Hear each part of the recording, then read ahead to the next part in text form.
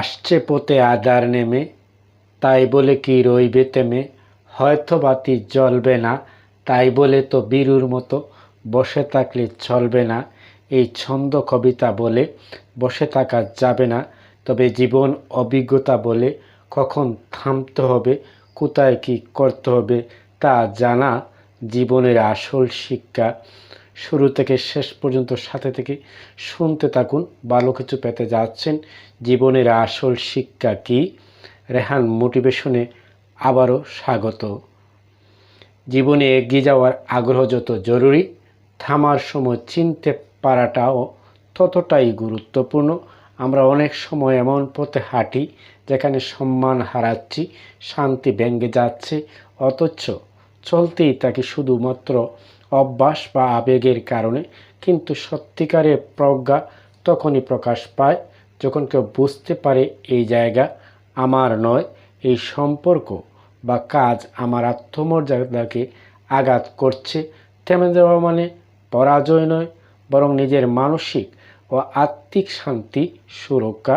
যারা থামতে জানে তারা এক নতুন সূচনার শক্তিও খুঁজে পায়। জীবনের প্রতিটি পরিসরে আমাদের ভিন্ন ভিন্ন রূপে থাকতে হয়। সাফল্যের পাশে যদি অহংকার আসে, তা সব অর্জনকে মুছে দিতে পারে।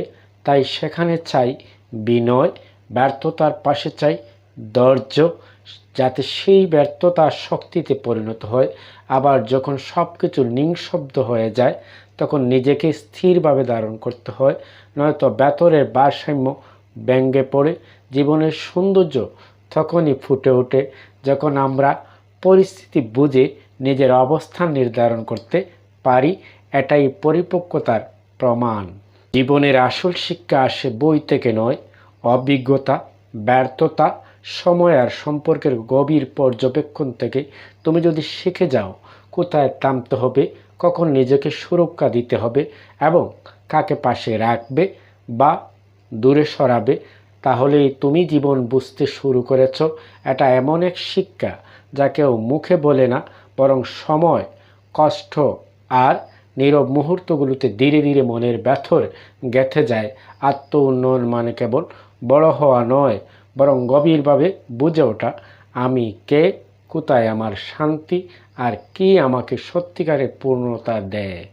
জীবনের আসল শিক্ষা কোথায় থামতে হবে, কোথায় কেমন চলতে হবে, সেই শিক্ষাটুকু জীবন দেয়, অভিজ্ঞতা দেয়। শুরু থেকে শেষ পর্যন্ত সাথে থেকে শুনছিলেন, এজন্য অসংখ্য ধন্যবাদ। ভালো থাকুন, শুভকামনা। চোখ রাখুন রেহান মোটিভেশনে।